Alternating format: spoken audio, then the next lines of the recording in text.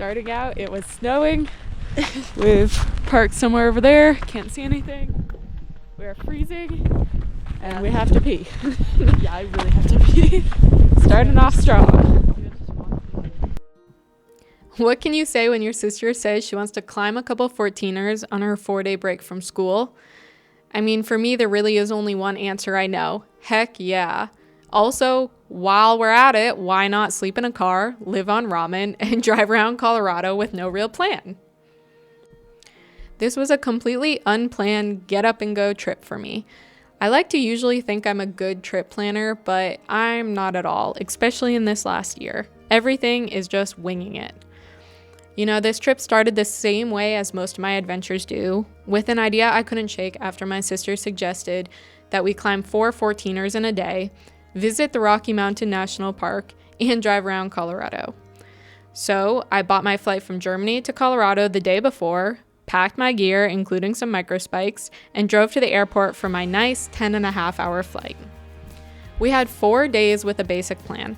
How many hikes and sites can we fit in around Colorado, and how to fit in 4 more 14ers to add to my sister's summit list. Our preparation isn't glamorous or inspirational. It looks like grocery stores, cheap food, and figuring out how to sleep in a car without freezing. To prep, we loaded up on ramen, hot chocolate, propane for the stove, and a million other snacks. We bought a couple gallons of water as we'd be living in the car.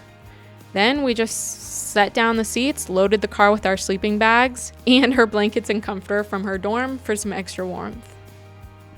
So far, you've been watching day 1 of the trip, the Decalibron Loop, which honestly set the tone for everything. We woke up freezing after sleeping near a gas station because the trailhead road felt just a little too sketchy and rural for us. We then walked a rough construction road just to even get started that added about a mile and 1,000 feet more in elevation. Right away, I knew we were in trouble. I was huffing, my calves were on fire, my toes and fingers were numb, and the wind was so loud we couldn't even talk most of the day. We could just yell if we needed anything. Before we even reached the first summit, motivation was completely gone. I was already questioning why flying in from Germany to do this sounded like a good idea. The sun was coming up, but it wasn't warming anything, and the whole thing just felt hard. Things didn't really turn until later. Ta-da! Woo-hoo! Woo-hoo! Yeah! Made the entire loop. When we crossed the snowy, windy ledge toward Mount Lincoln and finally felt like we'd earned something. From there it was slow, but it shifted. By the time we dropped down towards the last junction, I knew we weren't quitting.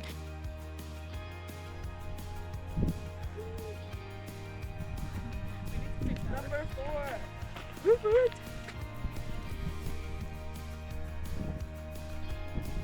Our spikes on. Ready to descend through the snow. It was one of those moments where you don't need to talk. If you've ever been close with a sibling or a best friend, you know the look. The kind where you're both thinking the same thing at the same time. We did not come all this way to stop now. Halfway up Mount Democrat, the wind finally died, the sun came out, and for the first time all day, we could breathe, laugh, and actually feel where we were going. We're at the lake. Gonna head down the road soon. Sitting on the summit of Mount Democrat, eating snacks in the calm, didn't feel dramatic, it just felt grounding. Like we moved through something hard together and we're exactly where we were supposed to be. Alright, completed the Decalibron Loop. Barely. On our way back now. Yeah! Yay!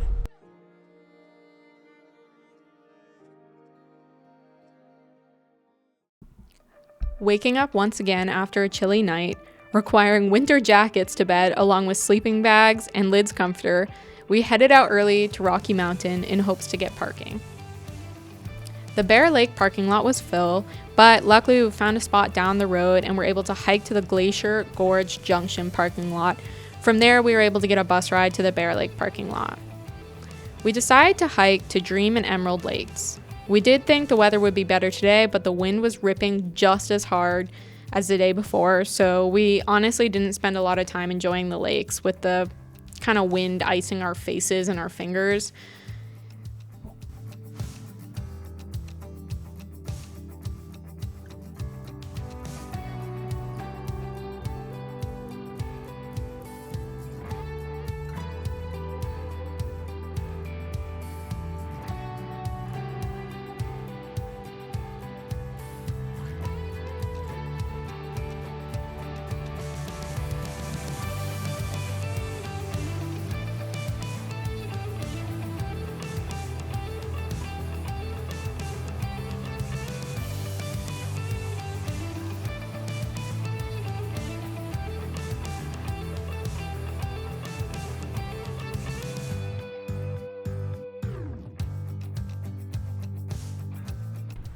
taking a little snack break. Had to leave Emerald. Wind was way too bad. Just sitting on a rock in the sun.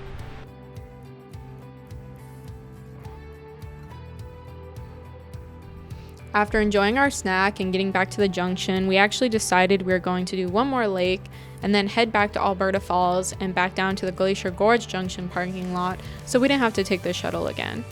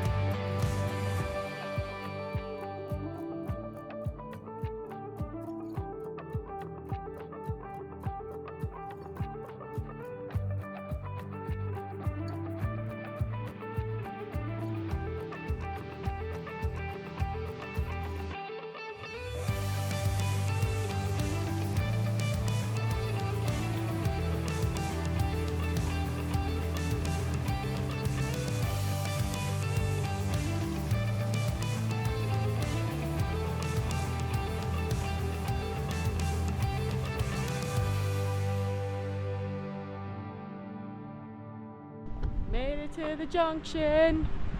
There you are.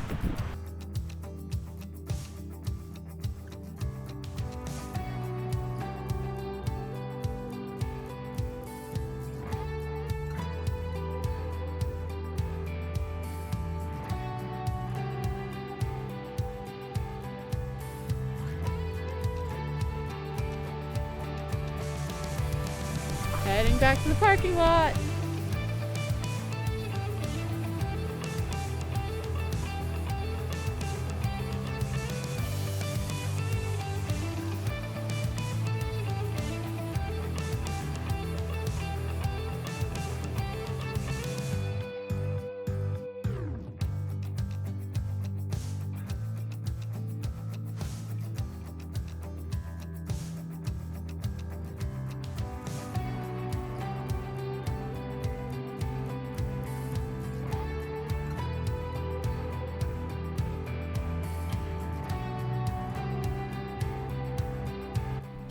Later on, we decided to grab some warm hot chocolate at Starbucks after walking around the town, though it was freezing cold and we were ready to warm up. With no plan for the next day, we decided to park in the same area and sleep again in the car.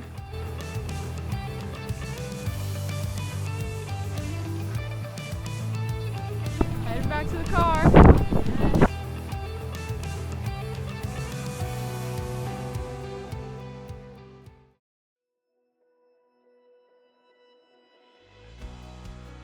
Day 3.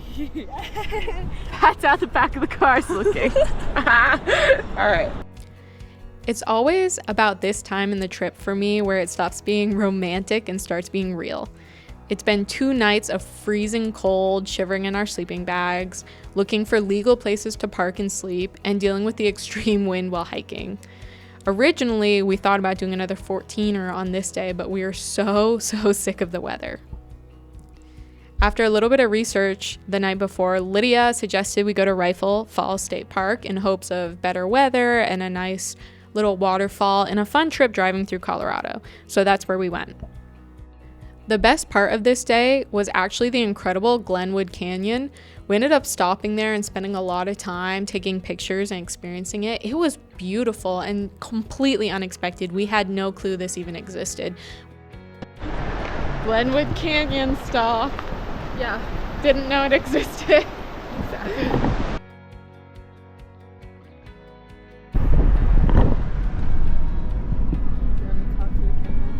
We are in the middle of nowhere, trying to go to some random state park that Lydia found.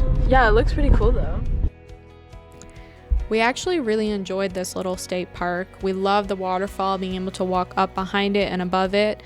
We ended up hiking the Coyote Trail Loop around the falls, caves, and up on top of the falls. We then headed towards Rifle Gap State Park to go swimming, but had no idea that was not a thing in October with the water almost all gone, so we had to suffer another day of no showering.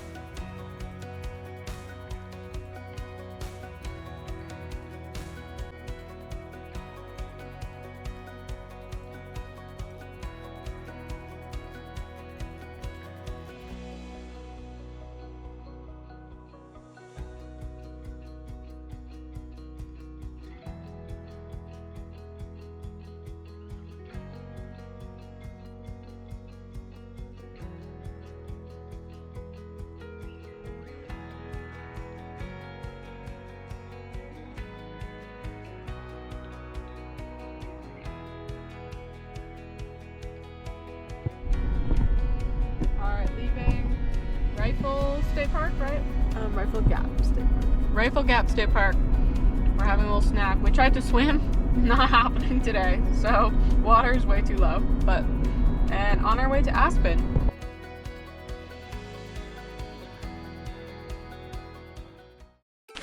Heading down the little scenic loop to Maroon Bells, day 4. Yeah. It's so Freezing. Freezing cold as usual. Once again, we had absolutely no clue what to do on our last day until we realized a permit to hike the Maroon Bells actually opened up. Super excited, we got close and slept for a few hours in the car, deciding to get there for sunrise. Sure enough, we arrived, realizing we had done no research and we had no idea where we actually wanted to get the pictures of sunrise, with no clue how close we were to the mountains or not.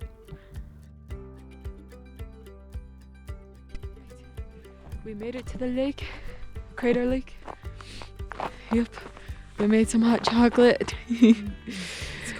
And we were waiting for the sun to come up, but it's gonna take a while, so gonna head back now.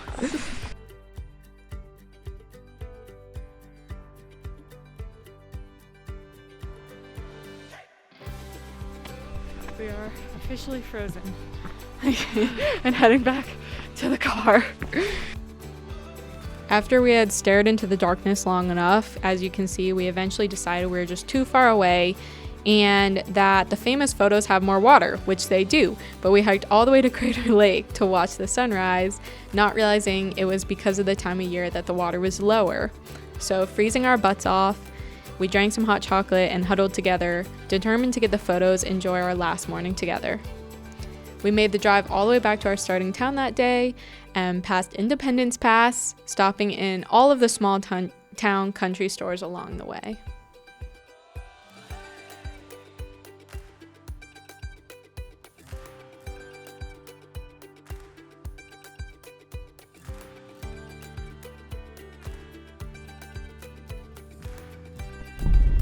Independence Pass.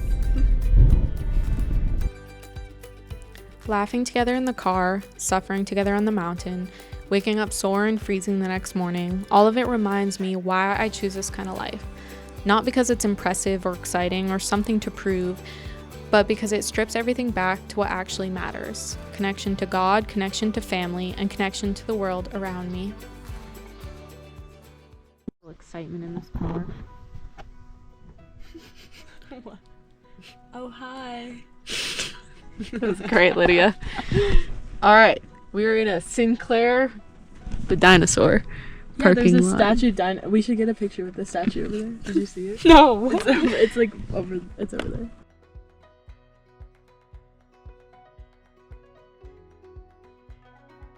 Finally, in a better mood. We are happier. We are happier. We're happier now that the sun is up. To some people, it probably sounds a little crazy to fly across the world for just 4 days. But Lyd has been with me since the beginning. Being 8 years apart in age, I've waited years to share these kinds of experiences with her. So when the chance came, there wasn't really a question. Some things are worth the time, the cost, and the discomfort simply because of who you get to share them with. I don't know if I like this. Scoochy scooch. Into the cave you go. Oh gosh, those are some big mosquitoes. Oh, I don't know. Move. This is really scary to me. Turn on a flashlight. I do have a flashlight on. It's not working. Where's my flashlight? If I'm being honest, I didn't come to Colorado to conquer mountains or chase summits. I came carrying a lot, a new move, a foreign country, and a season of loneliness that I hadn't fully named yet. I came to remember who I am, who God is, and where my sense of calling came from in the first place. Spooky. Ah, I don't like it. Somewhere between the cold mornings, the hard climbs, and choosing not to quit, I felt that spark again. Amateur caving. I'm just kidding. The one that reminds me why I do things that are hard, why I choose suffering sometimes. It's all to feel closer to the Lord, to feel His presence, and to connect in ways I struggle to in normal life. So yes, these 4 days were absolutely worth the cost and the time and the discomfort.